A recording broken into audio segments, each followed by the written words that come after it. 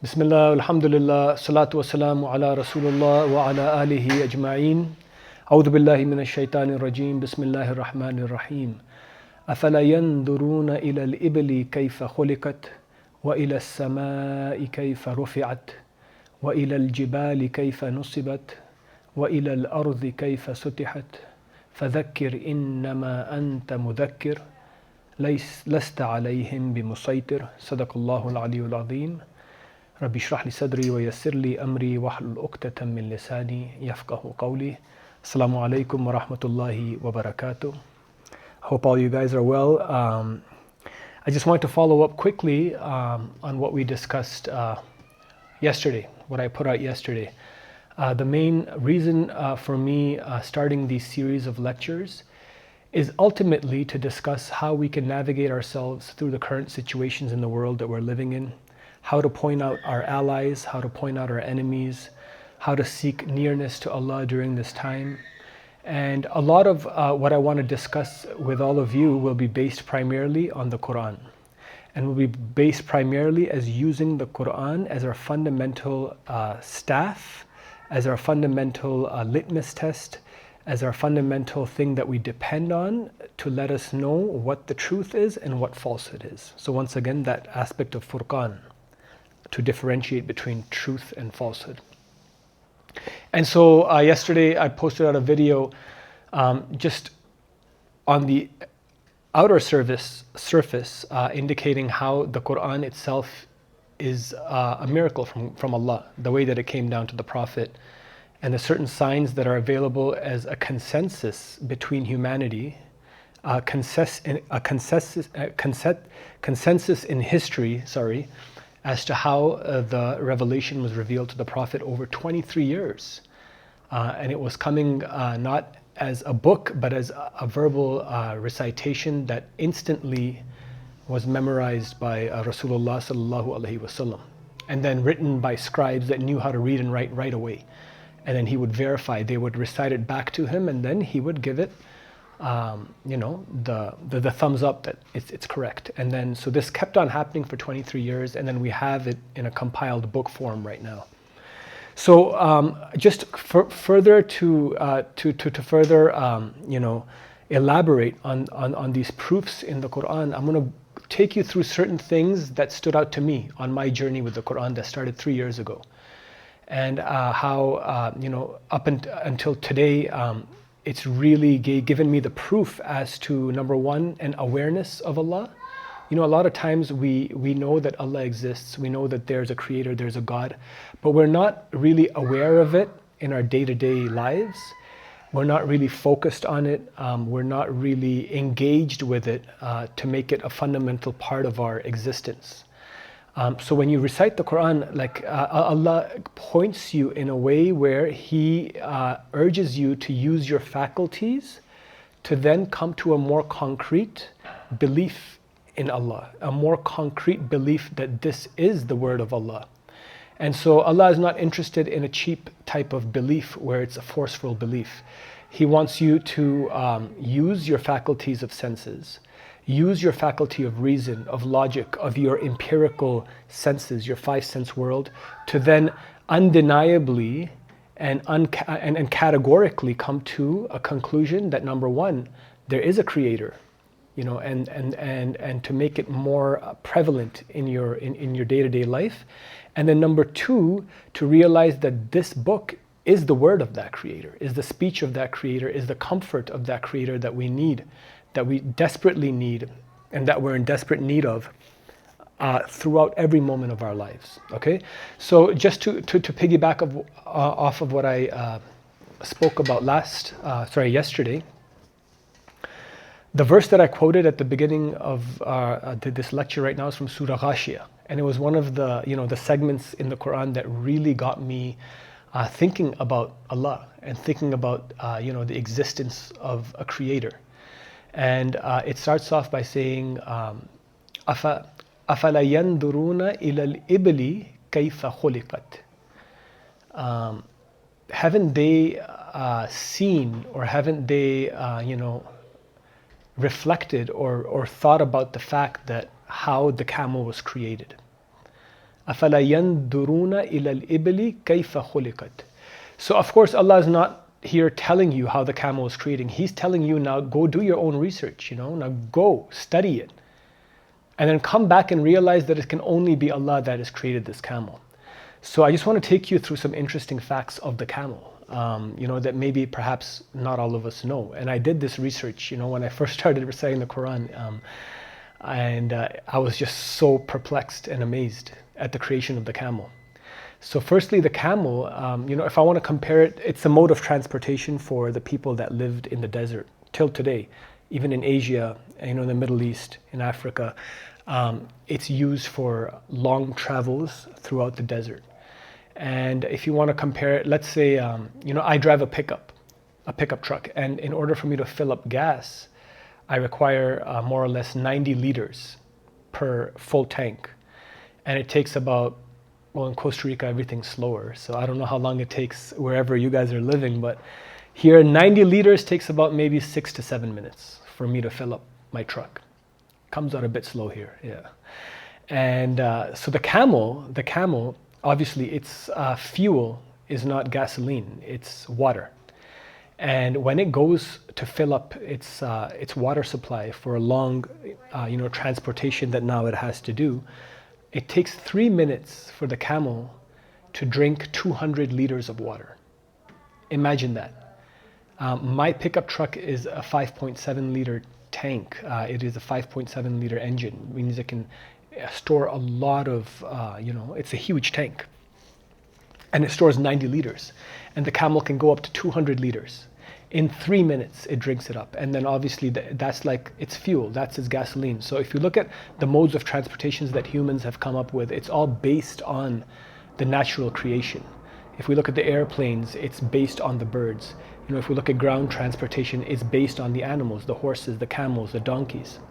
And if you look at the feet of the camels, it's like the tires of the car. They have 2 toes, and it's connected with this tissue that it can go through all types of terrains without feeling pain, and it can adapt to terrains, just like there's certain tires for different terrains. So it's so interesting, how Allah has created this camel and made it subservient to us.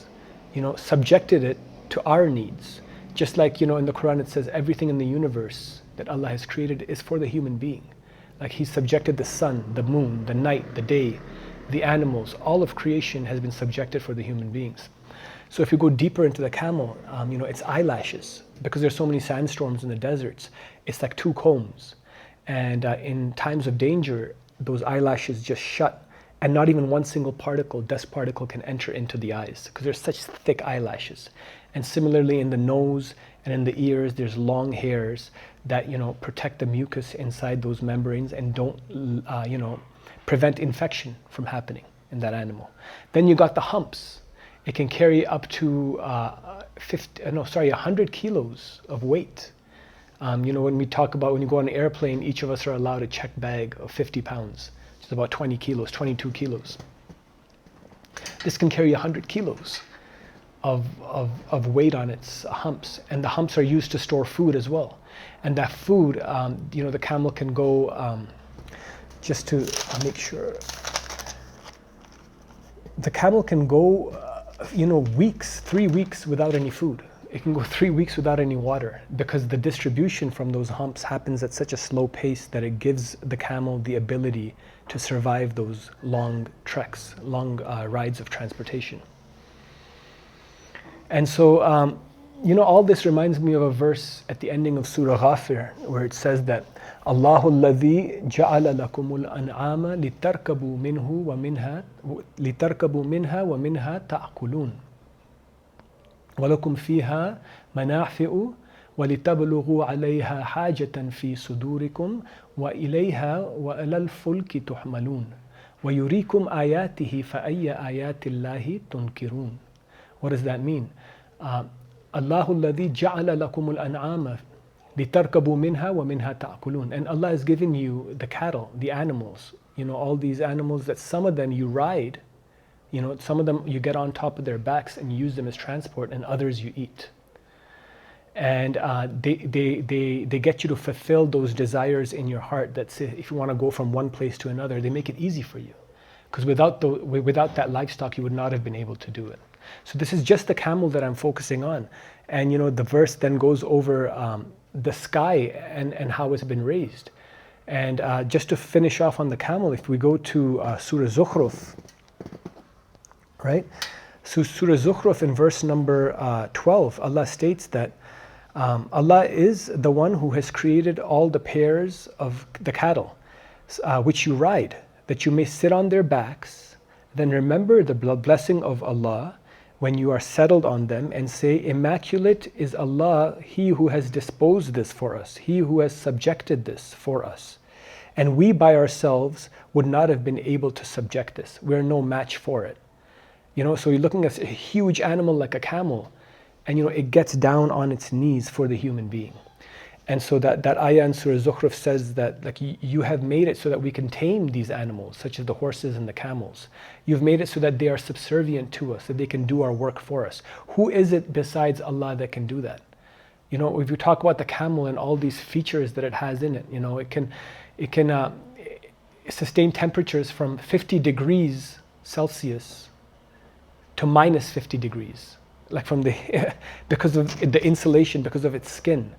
Because of the fact that skin is so thick and insulated that during the cold weather, it restores and maintains the heat inside the body. And during the very high temperatures, it increases its body temperature so that it doesn't perspire as much, so that it can keep hydrated and that it can keep cool without having to lose liquid, without having to perspire. I mean, this is crazy. One could say it's evolution, but then what causes it to do that? Is it in control of itself? Did it create its own eyelashes? Did it create its own humps? Did it design itself in that manner that it can survive that very thing that it is, designed for?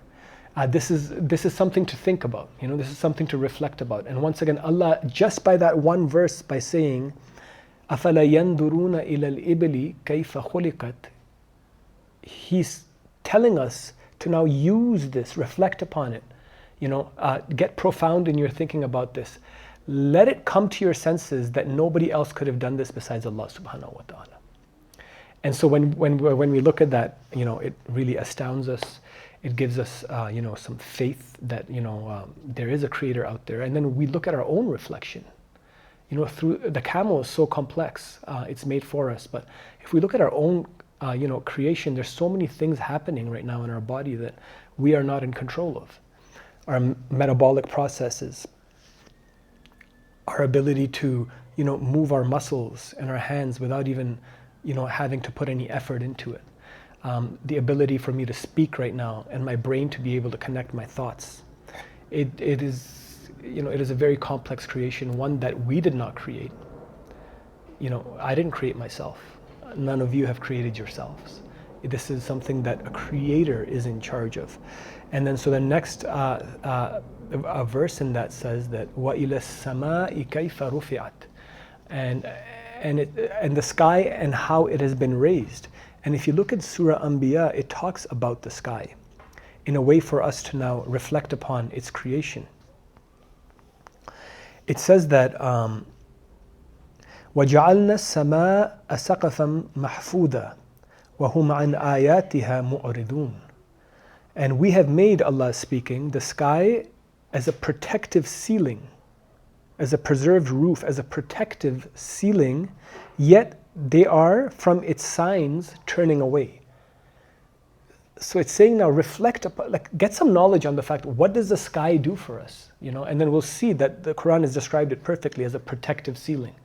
One of the functions of the sky is to prevent asteroids or certain foreign material from entering the earth. That's the atmosphere. It's a protective ceiling over us.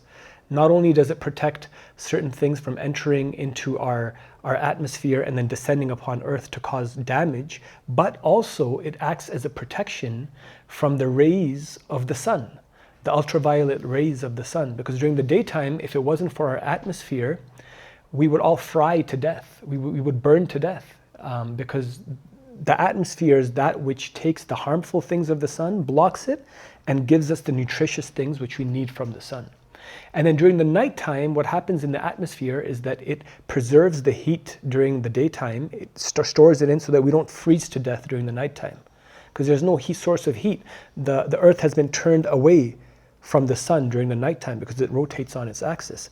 So there's nothing giving us heat, but the atmosphere, the protective atmosphere, as the Quran has eloquently described it as, has kept that heat during the nighttime, has preserved it for us so that we do not freeze to death.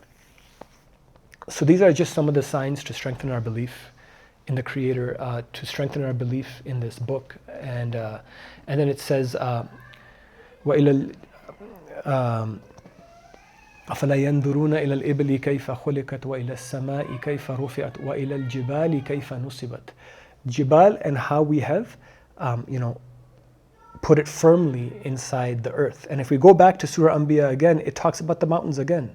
And it says that وَجَعَلْنَا فِي الْأَرْضِ رَوَاسِيَ أَن تَمِيدَ بِهِمْ وَجَعَلْنَا فِيهَا فِجَاجًا سُبُلًا لَأَلَّهُمْ يَهْتَدُونَ. We have made the mountains as stakes inside the earth, lest the earth shake from underneath you. And if you look at scientific evidence right now in the earth, if you look at the mountain, it actually goes as a nail inside the earth, and it keeps the earth from shaking from beneath you. So the mountains serve a purpose, and this is 1500 years ago that Allah is speaking of this, because of course He's the Creator. He knows all the secrets behind His creation. This is not a book of science. The Quran is not a book of science. It's a book of everything. So science is once again subjected to the Quran, because it's a ascending knowledge, whereas the Quran is a descending ultimate truth knowledge. It never gets disproven. The Quran will never get disproven because it's the ultimate truth, whereas science, time after time, there's certain theories which get renewed, which gets disproven, and then there's new theories that come on to take its place. So this is coming from the Creator, and it's saying perfectly that we have made the mountains as stakes, lest the earth shall shake from underneath you. So the crust, the tectonic plates underneath the earth, if it wasn't for the mountains, they would just be gliding, and we would be continuously shaking on the earth. Whereas now we're standing on this earth, and it's firm, it's not moving, and this is because of the mountains. The mountains are like stakes, they're like nails that keep the earth from shaking from underneath us. So beautiful. And then the way the verse ends, the part that I quoted, is that it tells Prophet Muhammad sallallahu alaihi wasallam, فَذَكِّرْ إِنَّمَا أَنْتَ مُذَكِّرْ لَسْتَ عَلَيْهِمْ بِمُسَيْطِرْ. Warn, because you are just a warner. You're not amongst them a tyrant or someone who forces them into the belief. You just warn them, give them the signs, let them come to it themselves. And this is the way the Quran works. Okay, it implores us to come to the truth by our own senses, not to force us. Not to force us, not to deceive us. It gives us the ultimate truth. It lets us use our faculties to then come to the conclusion, number one, that Allah exists. Right? Huge pillar of faith is belief in Allah, the unseen. And then to realize that this book is from Him. There's no other explanation for it. And inshallah, throughout the course of these lectures, I want to take you on a journey, and I hope you can come along this journey with me. But a strong part of this journey is going to be the Quran. So I don't mind taking out more time to prove how the Quran is the ultimate truth, and how personally it has the things in the Quran that have helped me to realize that it is the truth from Allah subhanahu wa ta'ala. Because as we go on further on this journey, the Quran will be pivotal. It will be pivotal to give us a truthful view on where we stand in modern civilization, what is our purpose on this earth, and what can we expect as to be benefits or consequences of our actions if we do or do not do certain things, not only in this world, but also in the more permanent and enduring hereafter that is going to come. And inshallah, if you are enjoying this content that I'm posting out, please do hit the subscribe button, I would love for you to subscribe to the channel, as well as give it a thumbs up and engage in the comments. If it's something you liked, let me know. If there's something missing, if you'd like me to discuss something else in the next lectures, write it in the comments. I'll be engaged. I'll be reading them, so I can also give you guys whatever it is that you want to hear too. And inshallah, we speak again soon. Assalamu alaikum wa rahmatullahi wa barakatuh.